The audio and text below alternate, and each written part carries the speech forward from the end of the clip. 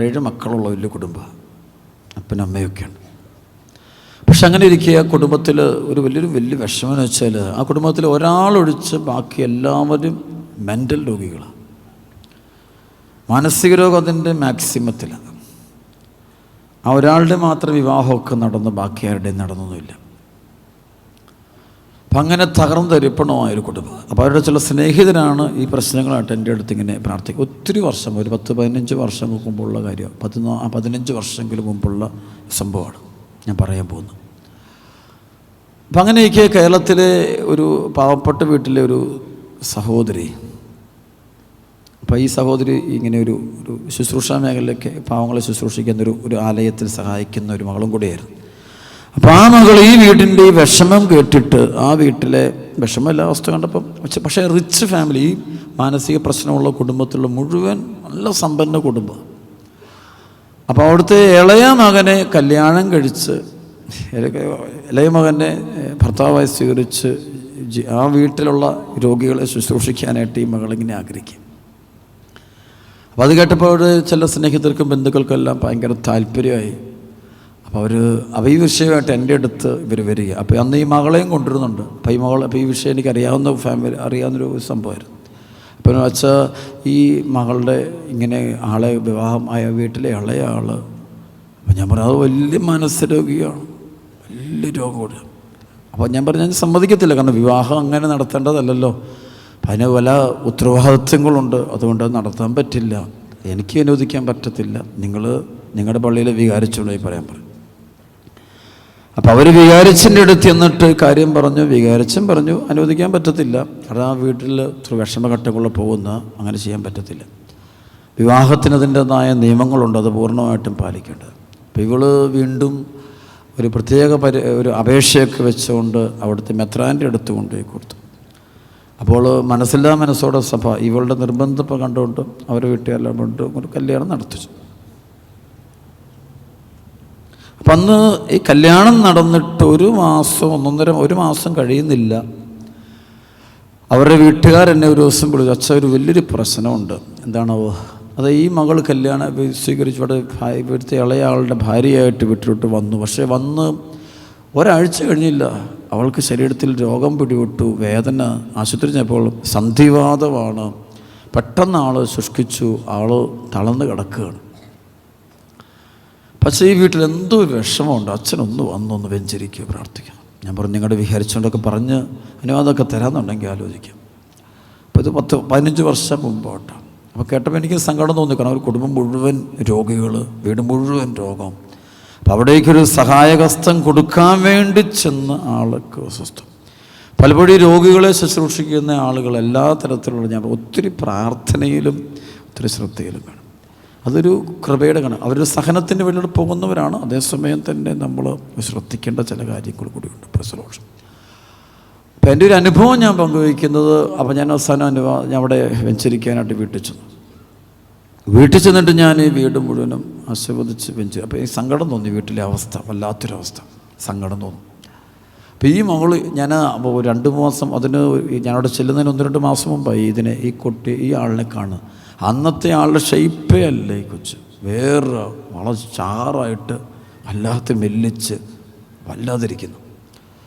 അപ്പോൾ ഇവർക്കുണ്ടെല്ലാം ഞാൻ പ്രാർത്ഥിച്ചു, ഞങ്ങളെല്ലാവരും കൂടെ പ്രാർത്ഥന നടത്തി. അപ്പോൾ വെഞ്ചരിച്ചിട്ട് അവസാനം ഞാൻ ഈ വെഞ്ചരിപ്പ് തുടങ്ങുന്നത്, അപ്പോൾ അവിടെ ബൈബിളും തിരികളൊക്കെ വെച്ചിട്ടുണ്ട്, അവിടെ ഈശോയുടെ മാതാവിൻ്റെ രൂപങ്ങളൊക്കെ ഉണ്ട്, പഴയ ചില രൂപങ്ങളൊക്കെ ഈ ഗ്ലാസ്സിനകത്ത് വെച്ചിരിക്കുന്ന രൂപം. അപ്പോൾ ഞാൻ പ്രാർത്ഥിച്ചു, പെട്ടെന്നൊരു പരിശുദ്ധാത്മാവിൻ്റെ പ്രേരണ എനിക്ക്, ഈ മുന്നിലിരിക്കുന്ന 2 രൂപങ്ങൾ അതൊന്ന് തുറന്നു നോക്കാം. അപ്പോൾ ഞാൻ അവരോട് ചെയ്തു, ഞാനത് തുറന്നോട്ടെ. അതിങ്ങനെ പ്ലാസ്റ്റിക്കിൻ്റെ ഒരു ഗ്ലാസും പ്ലാസ്റ്റിക്കും കൂടെ ഒരുമിച്ച് വരും. അപ്പോൾ അതിങ്ങനെ ഇളക്കിയെടുക്കണം. വെച്ച് ഞാനിങ്ങനെ ഇളക്കി നോക്കുമ്പോൾ അതിനകത്ത് കുറേ മന്ത്രത്തകിടും, മനുഷ്യൻ്റെ ആണോ മൃഗത്തിൻ്റെ ആണോ നിറഞ്ഞുകൂടെ അസ്ഥികളും ഒക്കെ ഇങ്ങനെ തിരിപ്പുണ്ട്. പ്രസലോഷം. അപ്പം ഞാൻ ചോദിച്ചു, ആര് തന്നതാണ് നിങ്ങൾക്കിത്? പറഞ്ഞു വെച്ചാൽ ഞങ്ങളുടെ ഒരു സ്നേഹിതർ ബന്ധുക്കൾ സമാനമായിട്ടാണ്. ഞാൻ പറഞ്ഞു ഒരു കാരണവശാൽ അവരോട് പ്രതികാരം ചെയ്യാനോ പോയേക്കരുത്, പ്രതികാരം ചെയ്താൽ നമുക്ക് അടി കിട്ടുള്ളൂ, ചെയ്തേക്കാം, അവരെ അറിവില്ലായ്മ ദൈവം ക്ഷമിക്കട്ടെ. അപ്പോൾ ഞാൻ ഉടനെ ഇത് എടുത്ത്, അപ്പോൾ ഞാൻ പറഞ്ഞു നിങ്ങളോട് ഈ ഒരു പുഴയിലോ എവിടെയെങ്കിലും കൊണ്ടുപോയി കളഞ്ഞേരെ. അപ്പോൾ ഇതേ സമയം അപ്പുറത്തൊരു മാതാവിൻ്റെ രൂപമുണ്ട്, അതിൻ്റെയും പുറകോശം ഇത് തന്നെ. ഇത് ഞാൻ ബന്ധിച്ച് യേശുനാമത്തിൽ ബന്ധിച്ച് പ്രാർത്ഥിക്കും. ഈശോടെ ബന്ധിക്കുന്ന സംഭവം, ഈ സ്പിരിറ്റുകളെ ബന്ധിക്കും. വചനത്തിലുള്ളതുകൊണ്ടാണ് ഞാനത് ചെയ്യുന്നത്, അല്ലാതെ സ്വന്തമായൊരു ശുശ്രൂഷ, എൻ്റെ ശുശ്രൂഷ ഒന്നും അല്ലത്, ദൈവവചനത്തിൻ്റെ കർത്താവിൻ്റെ ശുശ്രൂഷ. അതായത് മത്തായിയുടെ സുവിശേഷം 12, 28, 29.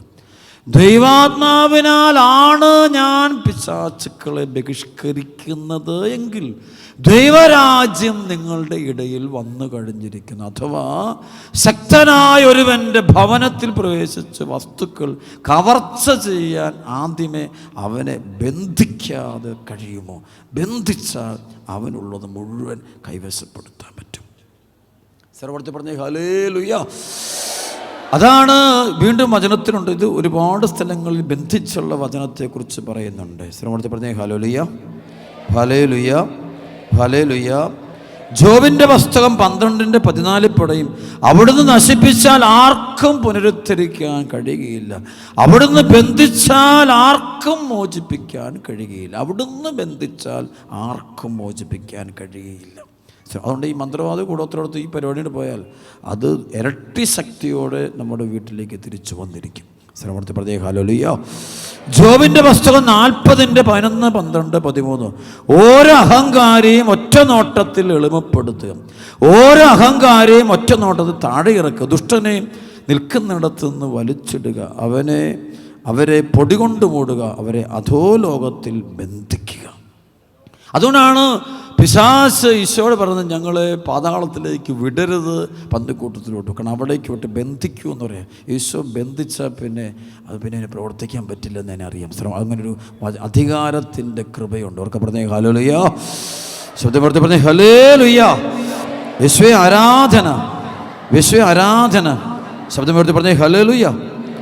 യെശയ്യാ 22:22 ദാവീദ് ഭവനത്തിൻ്റെ താക്കോൽ അവൻ്റെ തോളിൽ ഞാൻ വെച്ചു കൊടുക്കും, അവൻ തുറന്നാൽ ആരും അടയ്ക്കുകയോ അവൻ അടച്ചാൽ ആരും തുറക്കുകയോ ഇല്ല. അവർക്ക് പറഞ്ഞേ ഹല്ലേലൂയ.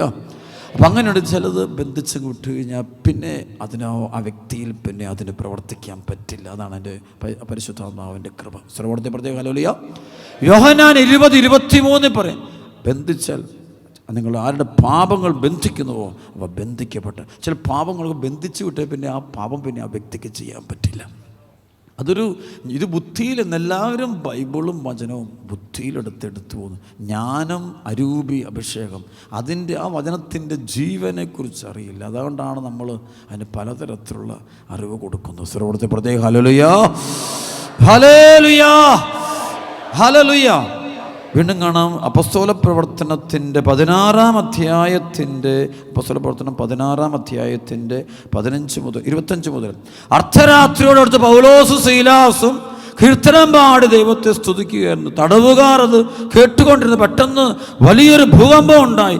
കാരാഗൃഹത്തിൻ്റെ അടിത്തറ കുലുങ്ങി, എല്ലാ വാതിലുകളും തുറക്കപ്പെട്ടു, എല്ലാവരും ചങ്ങലകൾ അഴിഞ്ഞു വീണു. കൊണ്ടോ തുറക്കുന്ന കാണാം. ദൈവത്തിൻ്റെ ആത്മാവ് തടവറയിൽ നിന്ന് അവരെ പുറത്തു തുറക്കുക, അടഞ്ഞ വാതിൽ തുറക്കുന്നു, ചങ്ങല അഴിഞ്ഞു പോകുന്നു കാണാൻ പറ്റും. ആ ദൈവത്തിൻ്റെ അരൂപിയുടെ അതിശക്തമായ പ്രവർത്തനത്തിൽ ഈ സംഭവം നടക്കും. ശ്രവണത്തിൽ പറഞ്ഞ ഹല്ലേലൂയ. ഇത് അന്ന് ഞാൻ ആ വീട്ടിലെ ഇങ്ങനെ പ്രാർത്ഥിച്ചു. യേശുവിൻ്റെ നാമത്തിൽ ഈ കുടുംബത്തിൽ പ്രവർത്തിക്കുന്ന അന്ധകാര ശക്തികളെ ബന്ധിച്ചിരിക്കുന്നു. പൗരോഹിത്യത്തിൻ്റെ കൃപയെ അധികാരം ഉപയോഗിച്ചുകൊണ്ട് കർത്താവ് തന്ന കൃപയോട് ബന്ധിച്ചു. ഞാൻ തിരിച്ചു പോന്നു. ഒരു 2-3 ദിവസം കഴിഞ്ഞില്ല, ബന്ധുക്കൾ എന്നെ വിളിച്ചു, അച്ഛൻ വലിയൊരു മിറക്കളുണ്ട്, അച്ഛനെന്ന് പ്രാർത്ഥിച്ചു പോയെന്ന്. അന്ന് തന്നെ ആ മകൾ പരിപൂർണമായിട്ടും സൗഖ്യപ്പെട്ട് എഴുന്നേറ്റിട്ടുണ്ട്. ആ മകളെപ്പോൾ യാതൊരു പ്രശ്നമില്ല. പിന്നെ ഇത്രയും വർഷമായിട്ടും യാതൊരു കുഴപ്പമില്ലാതെ ആ കുടുംബം മുന്നോട്ട് പോയിക്കൊണ്ടിരിക്കുക. ശരിക്കും ഇതൊരു മേഖലയുണ്ട്, അരൂപയുടെ ഒരു മേഖലയാണ്. ഈ അബോർഷനുകൾ നടത്തുന്ന കുടുംബങ്ങൾ ശരിക്കും ഡെലിവറൻസ് പ്രയർ കിട്ടണം, വിടുതൽ പ്രാർത്ഥന കിട്ടി. കാരണം അത് ശരിക്കും പാപമാണ്, മാരക പാപമാണ്. അത് ജീവൻ്റെ മേലുള്ള അധികാരം ദൈവത്തിന് മാത്രം. അപ്പം അത് ഡോക്ടറിനോ ഈ കുഞ്ഞിൻ്റെ അമ്മയ്ക്കോ അപ്പനോ ബന്ധുക്കൾക്കൊന്നും അതിൻ്റെ മേൽ കൊലപാതകമാണത്. ഞാനൊരു കാര്യം ഓർക്കണം. ഞാൻ ഒരിക്കലും ഒരാളെന്നോട് ചോദിക്കുക, അച്ഛാ എൻ്റെ ബർത്ത്ഡേ ആണ്. ഞാൻ പറഞ്ഞു, മോനെ നിനക്ക് എത്ര വയസ്സ്? ഒരു ഉദാഹരണം പറയുന്ന കേട്ടോ. അവൻ പറഞ്ഞു എനിക്ക് അച്ഛാ 25. ഞാൻ പറഞ്ഞു നിനക്ക് 25 നിനക്ക് 26 വയസ്സുണ്ട്. Praise the Lord.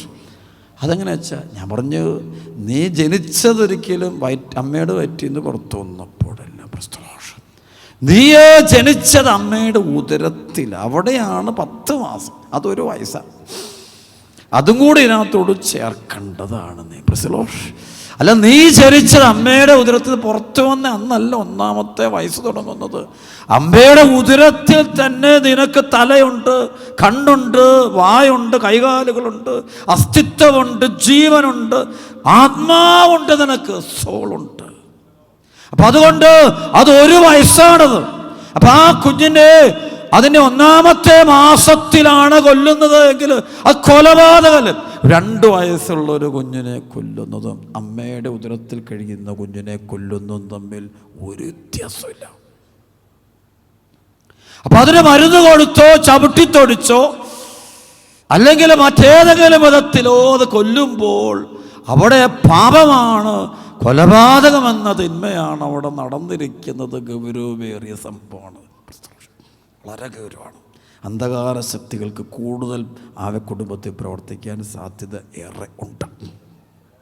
അപ്പം അതുകൊണ്ടാണ് സഭ നല്ല കുമ്പസാരം നടത്തണമെന്നും വേല പാപം ചെയ്യരുതെന്നും തുടർന്ന് പരിഹാരവും പ്രായശ്ചിത്തം തന്നാൽ കഴിയും വിധം ചെയ്യണം എന്ന് പറയും. അത് അർത്ഥമുണ്ട്. അപ്പം അതൊരു പാപത്തിൻ്റെ പ്രവൃത്തി വരും. അതുകൊണ്ട് ശരിക്കും കൊച്ചിന് 25-26 വയസ്സോളം പ്രായമുണ്ട് കൊച്ചിന്. പ്രസ്തോഷം സർവോടത്തിൽ പറഞ്ഞ യേശുവേ സ്തുതിക്കുന്നു. കൈയടിച്ച് കർത്താവ് പറയാം ഉച്ചത്തിൽ. ആമേ. അടുത്ത ഞാൻ പറയുന്നത് എൻ്റെ സ്നേഹിതരായ ചില വൈദികർക്ക് മാത്രം അറിയാവുന്നൊരു രഹസ്യമാണ്. കേരളത്തിലെ ഒരു പ്രധാനപ്പെട്ട ടൗണിൽ കുറേ വർഷം മുമ്പ് ഞാനൊരു ധ്യാനം നടത്തി. ധ്യാനം നടത്തുന്നതിൻ്റെ തലേദിവസം അവിടുത്തെ വികാരിച്ചനും കൊച്ചച്ഛനും എല്ലാം പറഞ്ഞു, അച്ഛാ നമുക്ക് ഈ ടൗണിൽ കൂടെ ഒന്ന് വെഞ്ചരിച്ചാലോ, നാളെ വലിയ കൺവെൻഷൻ നടക്കാൻ പോവുക. അപ്പം പരിശുദ്ധ കുർബാന കൊണ്ട് പ്രാർത്ഥിച്ചുകൊണ്ട് ഞങ്ങളിങ്ങനെ അപ്പം അതിലൂടെ ടൗണിൽ കൂടെ മുഴുവൻ പോയി പ്രാർത്ഥിക്കാൻ പോകും. അപ്പോൾ എനിക്കൊരു അത്ഭുതം ഉണ്ടായി. ഞാനിങ്ങനെ ഈശോയോട് കണ്ണടച്ച് പിടിച്ചു. ഞാൻ വണ്ടിക്കകത്ത് കയറി, അവരെല്ലാം പ്രാർത്ഥിച്ചു, ഞാൻ കണ്ണ് ക്ലോസ് ചെയ്തു, ഞാൻ സ്തുതിച്ചുകൊണ്ടിരുന്നു. അപ്പം ഞാൻ ഇങ്ങനെ ചെല്ലുമ്പം പെട്ടെന്ന് ഒരു നമ്പർ ഇവിടെ നിന്ന് വണ്ടി, ഇവിടെ എന്നാ സംഭവിച്ചു ഞാൻ ചോദിക്കും. അപ്പോൾ ഉടനെ അവർ പറയും, അച്ഛാ ഇവിടെ ഒരു വലിയൊരു ആക്സിഡൻ്റ് ഉണ്ടായി, ഇത്ര പേര് മരിച്ച സ്ഥലമാണ്. ഇതിങ്ങനെ അവിടെ ഞാനിങ്ങനെ പോയി ഏകദേശം ഒരു 10-30 സ്ഥലങ്ങൾ മുഴുവൻ ഇങ്ങനെ ഓരോ സംഭവം, ഞാൻ ഇവിടെ എന്നാ സംഭവിച്ചു, ഇവിടെ എനിക്കറിയില്ല, ഞങ്ങൾക്ക് ചിലവ് അറിയാതെ അന്നോ. എന്നിട്ട് അവിടെ ഇങ്ങനെ ഡെലിവറൻസ് പ്രയർ കൊടുത്ത് ഞാനിങ്ങനെ പോകുമായിരുന്നു. പ്രശ്നദോഷം.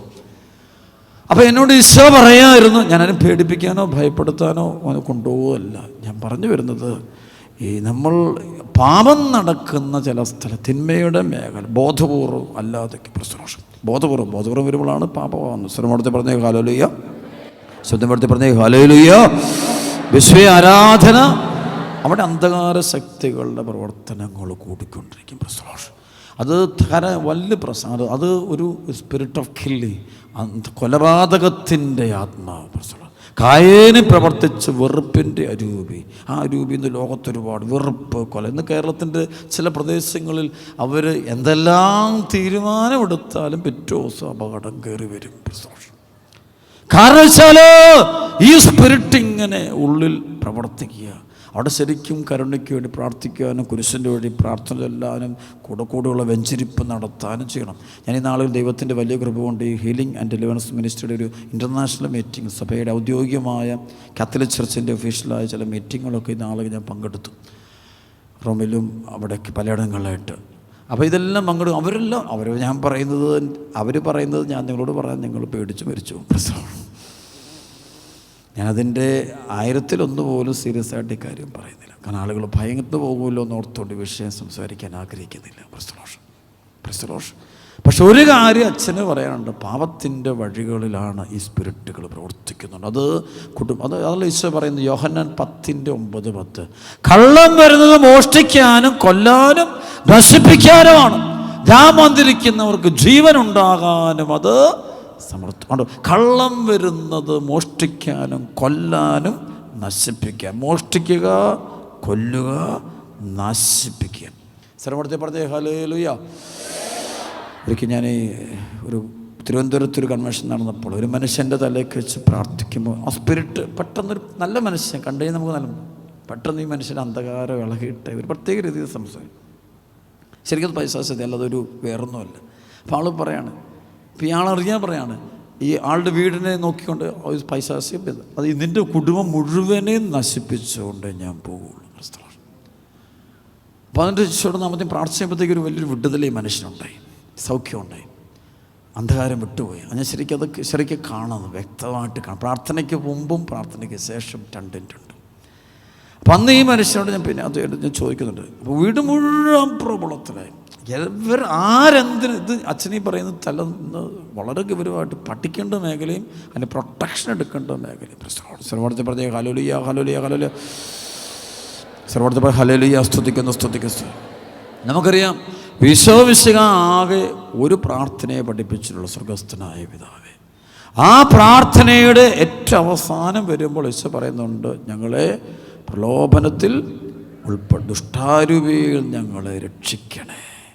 ദുഷ്ടാരൂപിയിൽ നിന്ന് അല്ല വേറെ, അത് വ്യക്തമായിട്ട് ദുഷ്ടാരൂപിയിൽ നിന്ന് ഞങ്ങളെ രക്ഷിക്കണം. ശ്രമണത്തിൽ പറഞ്ഞ ഹല്ലേലൂയ, ശ്രമണത്തിൽ പറഞ്ഞ ഹല്ലേലൂയ. സഭയുടെ പ്രാർത്ഥനയുടെ നടുക്ക് നിൽക്കുന്ന പ്രാർത്ഥനയാണ്. പരിശുദ്ധ അമ്മയൊക്കെ ജപമാല ചൊല്ലാൻ നമ്മളോട് പറയുമ്പോൾ ആ ജപമാലയുടെ പിന്നിൽ ഏറ്റവും വലിയ രഹസ്യം വെച്ചാൽ ഇത് ചൊല്ലുന്ന മക്കളെ ഈ അന്ധകാര ശക്തികൾ ആക്രമിക്കില്ല. അല്ല ജപമാല പ്രാർത്ഥന, അല്ലെ കരുണയുടെ ജപമാല, എന്തിനേയും പ്രാർത്ഥന. ഇത് ഈ ഒരു അപകടങ്ങൾ നമ്മൾ പോകുന്ന നമ്മുടെ ജീവിതത്തിൻ്റെ പല മേഖലകളുണ്ട്, യാത്രകളുണ്ട്, പല മേഖല, പഠനം, ജോലി, വിവാഹം, കുടുംബം, വൈദിക ജീവിത, വൃത്തിയിലെ സമർപ്പിത ജീവിതം, ഇതൊക്കെ അത് ആ ലക്ഷ്യത്തിലെത്താതിരിക്കാൻ വേണ്ടിയുള്ള അന്ധകാരത്തിൻ്റെ പ്രവർത്തനങ്ങൾ ഉണ്ടാകാം. കാത്തോലിക് ചർച്ചിൻ്റെ കാറ്റഗിസം ഓഫ് ദി കാത്തോലിക് ചർച്ചിൽ ഈ വചനം സഭ പഠിപ്പിക്കാൻ ഞാനങ്ങ് വായിക്കാൻ പോവാണ്. കാറ്റഗിസം ഓഫ്, അല്ല നമ്മുടെ പ്രവർത്തനമല്ല ഇത്.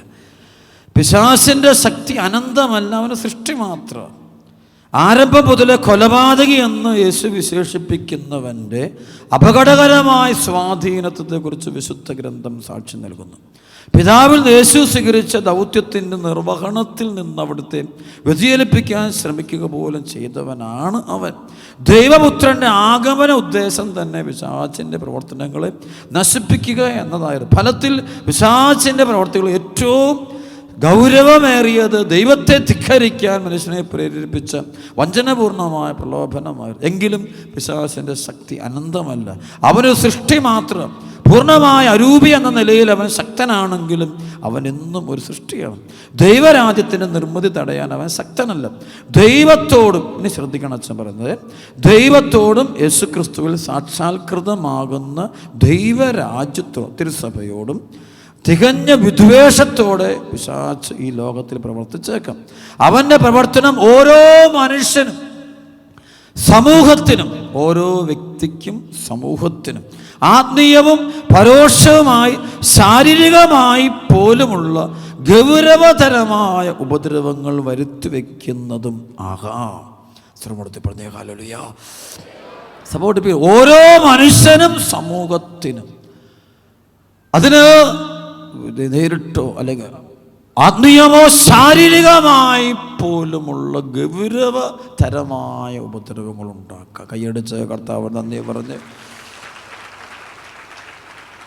10 കൽപ്പനകൾ, 10 വേലിക്കല്ലുകൾ, നമുക്ക് സുരക്ഷിതത്വം 10, നമുക്ക് ദൈവം നമുക്ക് ചുറ്റും വച്ചിരിക്കുന്ന ഒരു ഭിത്തി പോലെ 10 തൂണുകളാണ് ശരിക്കും പറഞ്ഞാൽ 10 ഈ കൽപ്പനകൾ. അത് പാലിക്കണമെന്ന് പറയുമ്പോൾ അത് പാലിക്കാതിരുന്നാൽ ഈ അന്ധകാര ശക്തികളുടെ ആക്രമണം നമുക്ക് കൂടുതലായിട്ടുണ്ടാകും. ഈ കൊലപാതകം, വെറുപ്പൊക്കെ വലിയ കാര്യം. വെറുപ്പിൻ്റെ മനുഷ്യരുള്ള ഈ സ്പിരിറ്റ് ഓഫ് ആങ്കർ എന്ന് വാക്കുണ്ട്, കോപത്തിൻ്റെ ആത്മാവ്. സ്പിരിറ്റ് ഓഫ് ഹെയ്റ്റ്രഡ് എന്ന് പറയും, അത് വെറുപ്പിൻ്റെ. അത് ശരിക്കും അവർക്ക് ഡെലിവറൻസ് പ്രയർ തന്നെ കിട്ടണം. അവരെ നമുക്ക് ഉപദേശിച്ച് അവരുടെ ആ ബന്ധനം അഴിക്കാൻ പറ്റില്ല. അവരുടെ തലയൊക്കെ വെച്ച് ഡെലിവറൻസ് പ്രയർ കൊടുക്കുമ്പോൾ കാണെങ്കിൽ ചിലപ്പോൾ ഇങ്ങനെ അടയാളത്ത് ബോധം കൊണ്ടൊക്കെ ചിലപ്പോൾ വീണവർ ചിലപ്പോഴൊക്കെ അങ്ങനെ ഒരുപാട് പ്രാവശ്യം പ്രാർത്ഥിച്ച് ഇത് ഹീലിംഗ് ഉണ്ടാകും. പ്രസലോഷ് നമ്മളിതെല്ലാം വേറെ രീതിയിലാണ് ഇതിനെയൊക്കെ കാണുന്നതും കേൾക്കുന്നതും. പ്രസലോഷ് കൈയടിച്ച് കർത്താവ് നന്ദി പറഞ്ഞേ. പോരെ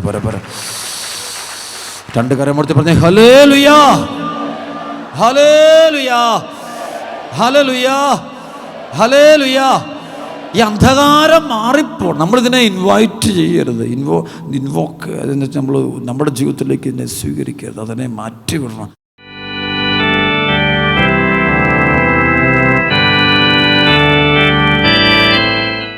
ആരാധ്യൻ ഈശോ, യേശു ആരാധിക്കുന്ന ഈശോയെ, മാലാഖമാരുടെ വിശുദ്ധരോട് ചേർന്ന് പുണ്യവാന്മാരോട് ചേർന്ന് ദൈവജനത്തോട്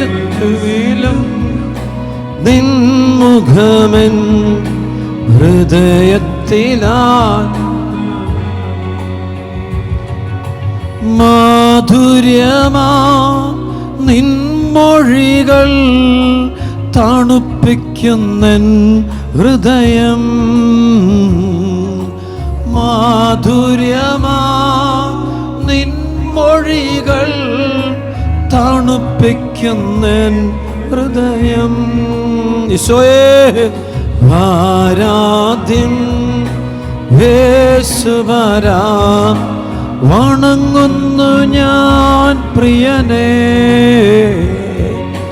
തേജസ്സിലും നിൻ മുഖമൻ ഹൃദയത്തിൽ. ഒറ്റ വിളിശോയെ സ്തുതിക്കുന്നു സ്തുതിക്കുന്നു സ്തുതിക്കുന്നു സ്തുതിക്കുന്നു. Hallelujah hallelujah hallelujah. സന്നിധിയിൽ വസിച്ചോട്ടെ, പാദങ്ങൾ ചുംബിച്ചോട്ടെ. കർത്താവേ, അങ്ങയുടെ തിരുമുമ്പിൽ വസിക്കുന്നു, പാപിനിയെ പോലെ. ആരാധ്യൻ യേശു പരാ, വണങ്ങുന്നു ഞാൻ പ്രിയനേ. തേജസ് എല്ലാ കെട്ടുകളും ബന്ധനങ്ങളും ഇപ്പൊ തന്നെ അടിയട്ടെ, യേശുനാമത്തിൽ കൽപ്പിക്കുന്നു. ഹൃദയത്തിൽ എല്ലാ കെട്ടുകളും അടിയട്ടെ. ഒറ്റ വിളിശോയെ സ്തുതിക്കുന്നു സ്തുതിക്കുന്നു സ്തുതിക്കുന്നു സ്തുതിക്കുന്നു സ്തുതിക്കുന്നു.